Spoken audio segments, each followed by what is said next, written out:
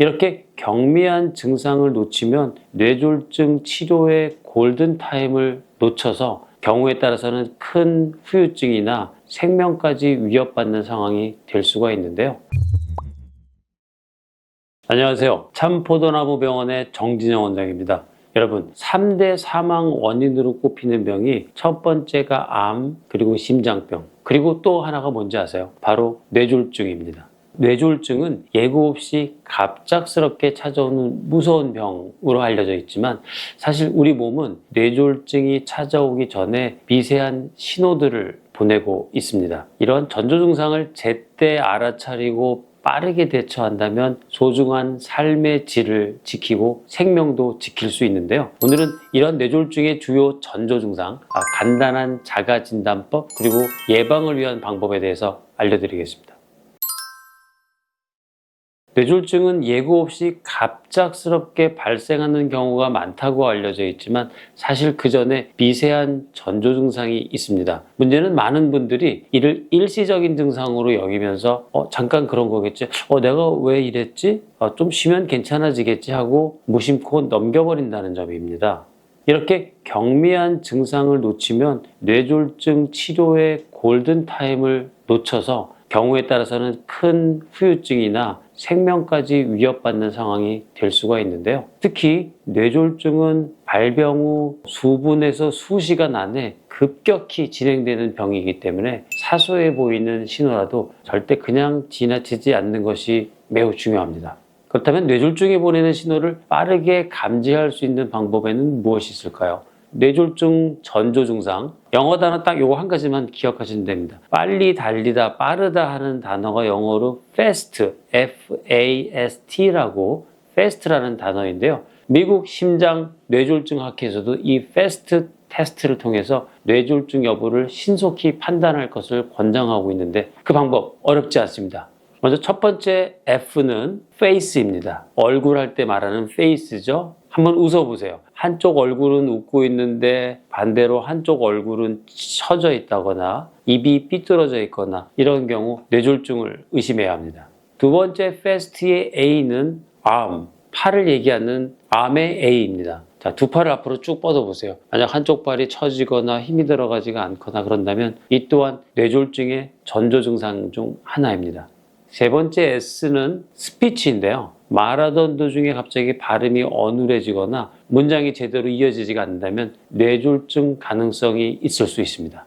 실제로 뇌졸중 증상 중에서 매우 흔하게 나타나면서 쉽게 알 수 있는 증상이 바로 언어 발음인데요. 마치 술 취한 사람처럼 발음이 꼬이거나 어눌하거나 하려던 말이 잘 나오지 않는 경우, 즉 언어장애가 생기게 되면 뇌졸중을 의심해야 됩니다. 마지막 네 번째는 T는 바로 타임, 시간입니다.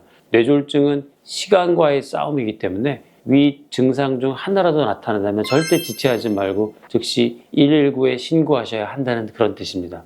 뇌졸중은 단 한순간의 판단이 생사를 가를 수도 있는 아주 무서운 질환입니다. 자신뿐만 아니라 가족의 생명을 지키기 위해서라도 이 FAST 반드시 기억해 두시길 바랍니다.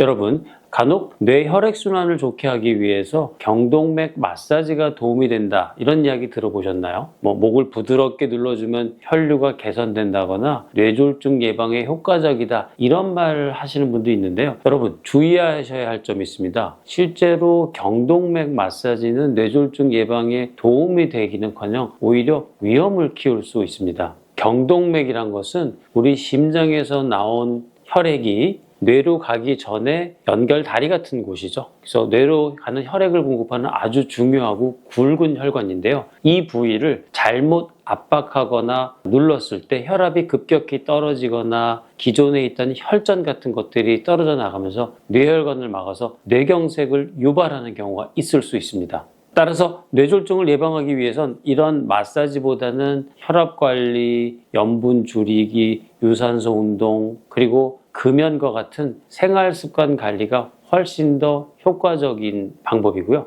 특히 최근 연구에서는 수축기 혈압을 120에서 130 사이로 유지하는 것이 뇌졸중 예방에 가장 중요하다고 밝혔습니다. 앞서 말씀드린 것처럼 뇌졸중의 핵심은 시간입니다. 왜 시간이 이렇게 중요한 걸까요? 뇌졸중이 발생하면 단 몇 분 만에 뇌세포가 빠르게 파괴되기 때문인데요. 뇌는 혈액 공급이 끊기면 1분마다 약 190만 개의 뇌세포가 손상되게 됩니다. 그래서 시간이 뇌졸중의 예후를 결정하는 가장 중요한 요소인 거죠. 만약 뇌졸중 발생 후 3시간에서 4시간 이내에 병원에 도착해서 빨리 혈관을 다시 재개통하는 치료를 받는다면 후유증을 최소화할 수 있는데요. 하지만 6시간에서 8시간이 지나가게 되면 이미 뇌 손상이 되돌릴 수 없을 정도로 심각해질 수 있기 때문에 증상이 나타난다면 그냥 피곤해서 그런가 좀 더 지켜보다가 더 심해지면 병원에 가볼까 이렇게 생각하지 마시고 즉시 병원으로 가서 전문의와 상담하시기를 바랍니다. 뇌졸중은 정말 무서운 질병이긴 하지만 너무 겁내실 필요는 없습니다. 예방이 충분히 가능한 질병이기 때문인데요. 생활 속에서 실천할 수 있는 예방법 3가지 알려드리도록 하겠습니다. 첫 번째는 짠 음식 줄이기입니다. 저염식이죠. 한국인은 하루 평균 나트륨 섭취량이 3,500ml 이상입니다. 이는 세계보건기구가 권장하는 하루 섭취량 2,000mg의 2배 가까이 되는 수치인데요. 짠 음식을 자주 먹으면 혈압이 서서히 올라가고 결국엔 뇌졸중과 같은 치명적인 질환으로 이어질 수가 있어요. 특히 한국인의 식단은 김치, 국, 찌개처럼 나트륨 함량이 많은 짠 음식들이 많습니다. 때문에 의식적으로 이런 식생활 습관을 조절하는 것이 필요합니다. 두 번째는 운동입니다. 운동이 좋다는 건 누구나 다 알고 있지만 실제로 꾸준히 실천하는 분들은 생각보다 많지가 않습니다. 운동은 단순히 근육이 건강해지는 것을 넘어서 뇌 건강에도 깊은 영향을 미치는데요. 특히 숨이 약간 찰 정도의 빠른 걷기나 실내 자전거 같은 유산소 운동은 뇌 혈류를 개선하고 혈관의 탄력을 높여주는데 큰 도움을 줍니다. 자, 마지막 3번째는 수면입니다.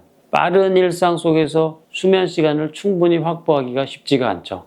하지만 수면 시간이 6시간 미만으로 줄어들면 고혈압, 비만, 당뇨 이런 모든 대사질환의 질병의 위험이 높아질 수가 있습니다. 반대로 7시간, 8시간의 충분한 숙면을 취하면 뇌가 낮 동안 쌓인 노폐물들을 정리하고 혈관을 정화하는 데 도움을 줍니다. 수면을 단순히 쉬는 시간이 아니라 몸과 뇌를 회복하는 중요한 과정으로 인식해보고 신경을 써보시는 건 어떨까요?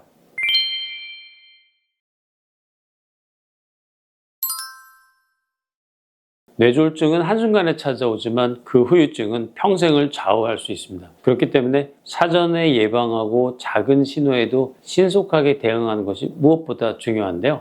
만약 오늘 말씀드린 증상 중 하나라도 나타난다면 조금 쉬면 괜찮아지겠지라고 대수롭지 않게 넘기지 마십시오. 뇌는 우리 몸에서 가장 소중한 기관 중 하나이고 한번 손상되면 되돌릴 수가 없기 때문에 신속하게 병원을 찾아 검사와 진료를 받는 것이 무엇보다 중요합니다.